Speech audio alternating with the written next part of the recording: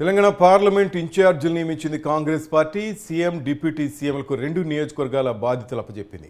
రేవంత్ రెడ్డికి చేవెళ్ల, మహబూబ్ నగర్, అలాగే పొంగులేటికి ఖమ్మం, ఉత్తమ్ కుమార్కు నల్గొండ, పొన్నంకు కరీంనగర్ బాధ్యతలు అప్పచెప్పింది అధిష్టానం. మొత్తం మీద సిఎస్సి మీటింగ్ ముగిసింది. తెలంగాణ పార్లమెంట్ ఇన్ఛార్జీలు నియమించింది కాంగ్రెస్ పార్టీ. సీఎం డిప్యూటీ సీఎంలకు ఇద్దరికి చెరో 2 నియోజకవర్గాల బాధ్యతలు అప్పచెప్పింది. ముఖ్యమంత్రి రేవంత్ రెడ్డికి చేవెళ్ల, మహబూబ్ నగర్ అప్పచెప్పారు. అటు మరో మంత్రి పొంగులేటికి ఖమ్మం, ఉత్తమ్ కుమార్ రెడ్డికి నల్గొండ, పొన్నం ప్రభాకర్కి కరీంనగర్ బాధ్యతలు అప్పగించారు. మన అప్డేట్స్ మరి ఇప్పుడు రాంప్రసాద్ నాడు తెలుసుకుందాం. రాంప్రసాద్ చెప్పండి.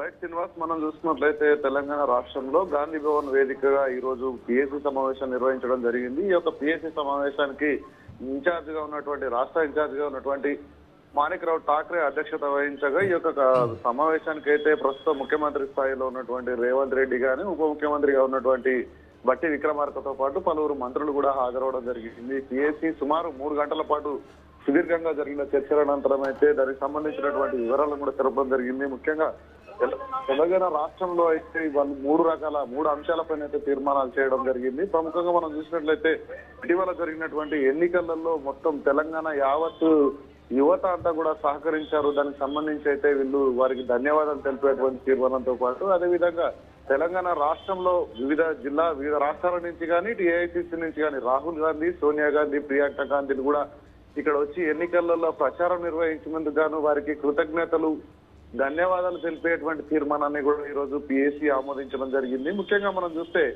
మరొక తీర్మానం ఏంటంటే తెలంగాణ రాష్ట్రం ఇచ్చినటువంటి తెలంగాణ తల్లి సోనియా గాంధీ అంటూ తెలంగాణ రాష్ట్రం నుంచే ఈసారి పార్లమెంట్ బరిలో అయితే సోనియా గాంధీ పోటీ చేయాలంటూ కూడా వారు ఒక తీర్మానాన్ని ఏఐసిసి అగ్రనేత మల్లికార్జున ఖర్గేకు పాటు అదేవిధంగా సోనియా గాంధీకి కూడా ఫ్యాక్స్ ద్వారా పంపించేటువంటి కార్యక్రమానికి సంబంధించి అయితే తీర్మానాలు చేయడం జరిగింది. అంతేకాకుండా రాష్ట్రంలో మహాలక్ష్మికి సంబంధించి ఇప్పటికే 2 పథకాలను ప్రవేశపెట్టినటువంటి కాంగ్రెస్ పార్టీ మరొక 4 సంబంధించినటువంటి అంశాలపై కూడా సుదీర్ఘంగా చర్చలు నిర్వహించడం జరిగింది. ముఖ్యంగా తెలంగాణ రాష్ట్రంలో మహాలక్ష్మి పథకానికి సంబంధించినటువంటి ఎంపిక ప్రక్రియ విధానానికి సంబంధించినటువంటి గైడ్ లైన్స్ ను కూడా ఈ నెల 28న రాష్ట్రంలోని వివిధ మొత్తం అన్ని గ్రామాలలో కూడా గ్రామ సభలను ఏర్పాటు చేసి తద్వారా అక్కడ ఉన్నటువంటి అర్హులైన వారందరికీ కూడా మహాలక్ష్మి పథకంలో ఉన్నటువంటి ఇందిరమ్మ ఇల్లేనైతేనేమి, అదేవిధంగా 500 రూపాయలకు గ్యాస్ సిలిండర్ తో పాటు ఇక్కడ ఉచిత విద్యుత్ సంబంధించినటువంటి అన్ని అంశాలపైన కూడా ఈ నెల 28వ తారీఖున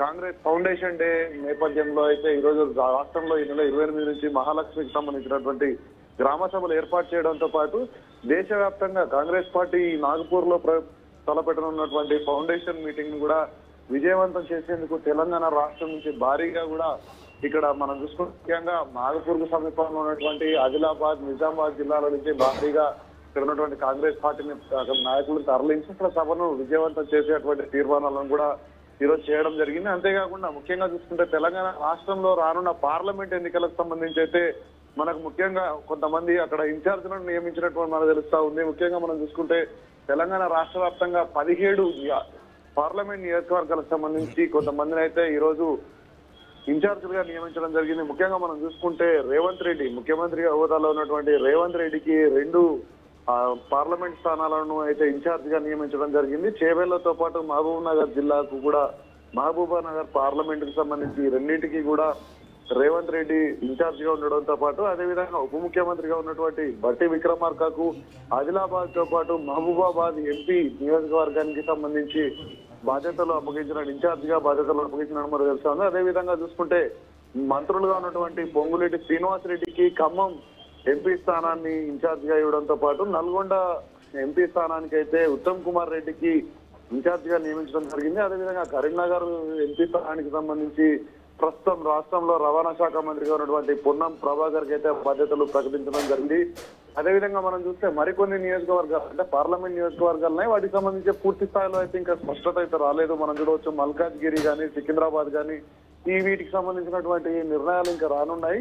ఈ క్రమంలో ప్రస్తుతానికైతే వీరందరికైతే అవకాశం కల్పించినట్టయితే మనకు పిఎస్సి సమావేశం ద్వారా సమాచారం అందింది. అంతేకాకుండా రాష్ట్రంలో ప్రకటించినటువంటి విధంగా మహాలక్ష్మి స్కీమ్ ను 100 రోజుల్లో అమలు చేయడానికి సంబంధించి ఇప్పటికే నివేదికలను రూపొందించడంలో రాష్ట్ర ప్రభుత్వం సాధించినటువంటి ప్రగతిని 10 రోజుల పాటు తెలంగాణ రాష్ట్రంలో కాంగ్రెస్ ప్రభుత్వం అక్కడ ఉన్నటువంటి సమాచార సేకరణకు సంబంధించినటువంటి అంశాలను కూడా ఇటు రాష్ట్రం ఆదాయం సంబంధించి బడ్జెట్ కు సంబంధించినటువంటి అంశాలపై కూడా ఆర్థిక మంత్రిగా ఉన్నటువంటి మల్లు బట్టి విక్రమార్క కూడా ఇక్కడ చర్చించడం జరిగింది. రాష్ట్ర పరిస్థితి పైన, ఆర్థిక పరిస్థితి పైన, అదేవిధంగా ఈ యొక్క పథకాల అమలుకు సంబంధించి కూడా సుదీర్ఘంగా చర్చించినట్టయితే మనకు సమాచారం ఉంది.